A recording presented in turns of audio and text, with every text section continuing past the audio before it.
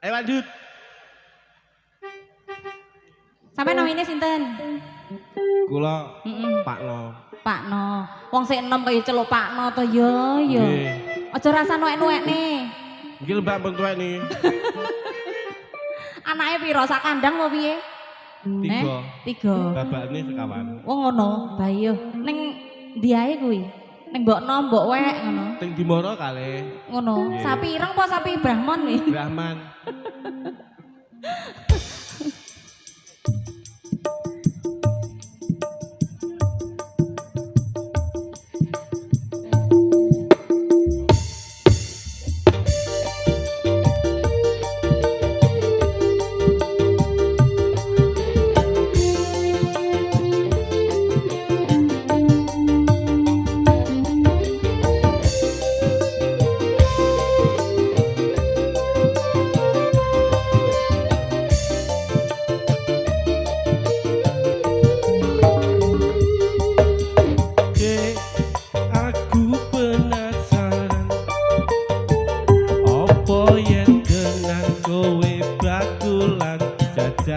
Leres Mas.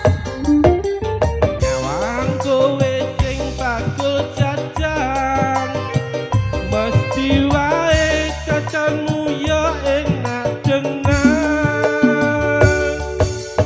Mas, kuwi pancen bener. Tapi mung kari siji jenenge jembleng.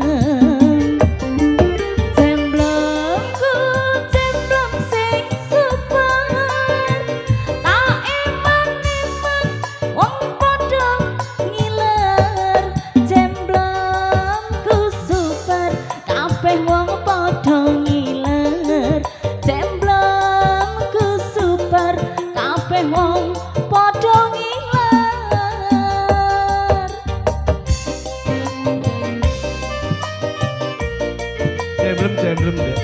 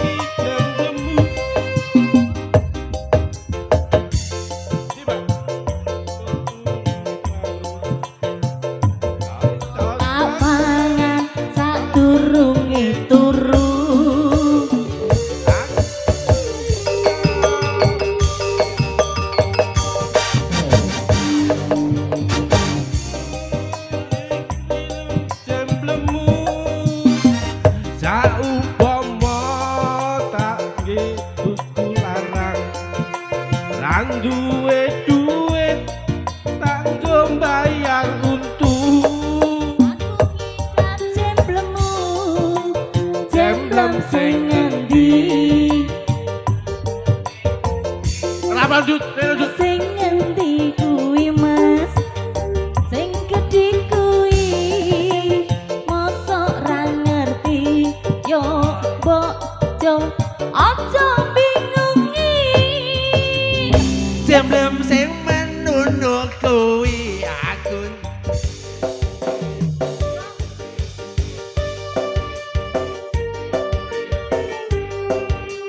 Ya padha ae. Ning room karo ning iki ya padha ae. Rume room ndi njajal? Room kamar Roma apa dudu? Oh, kamar Roma. Apa room kamar mandi?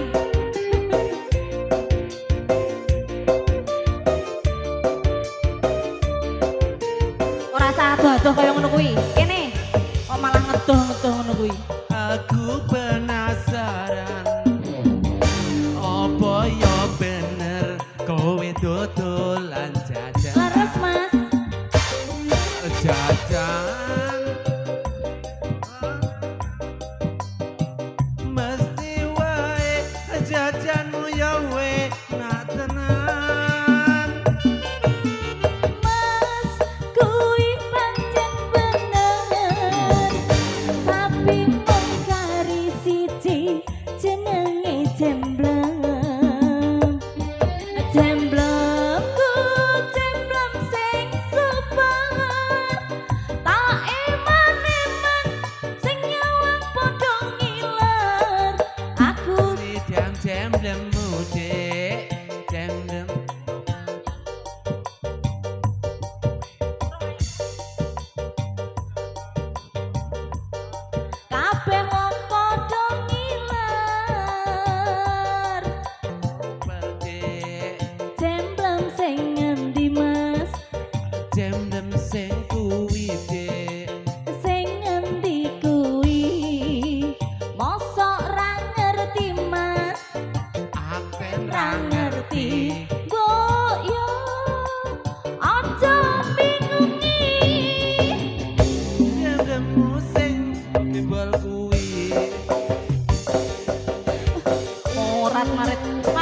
bahasane jembleng kuwi lho. Fokusnya ora ning tulisan.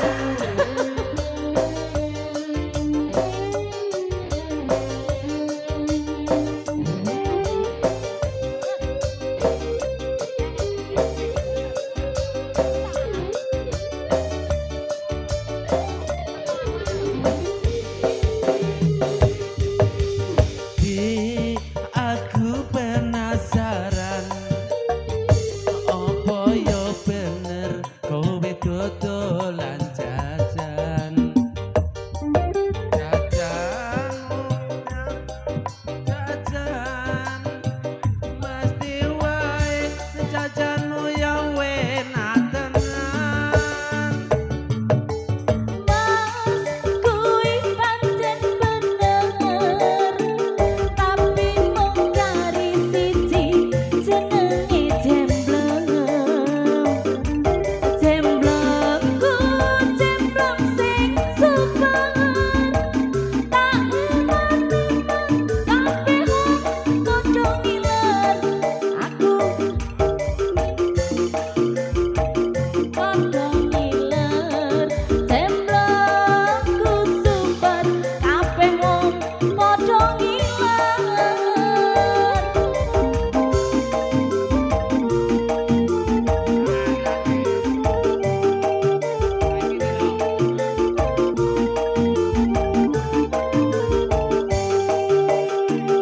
Saikine aku kepikiran dek kapan iso ngicipi jemblemu angen-angen bun-bunan iso tapangan sadurunge turu kaya wong sing jam 3 wulan aku iki idam jemblengmu saumpama aku tuku larang ran duwe duit dadi dodol untuk aku ngidam jemblengmu dek jembleng sing ngendi jemblem sing kuwi dek sing kuwi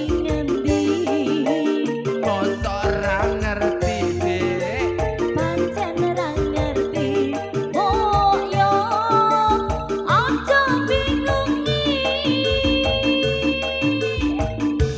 namun tembal kuwi aku ngidam jemblengmu dek jembleng sing ngendi jemblem sing kuwi dek sing kuwi ngendi mosok ora ngerti dek pancen ora ngerti oh yo aja bingungi jemblem sing mbok kuwi mulane to lek nyidam ki aja aneh-aneh nyidam jemblem bayangne jemblem ra karo-karuan nyanyine piye pindho ya oleh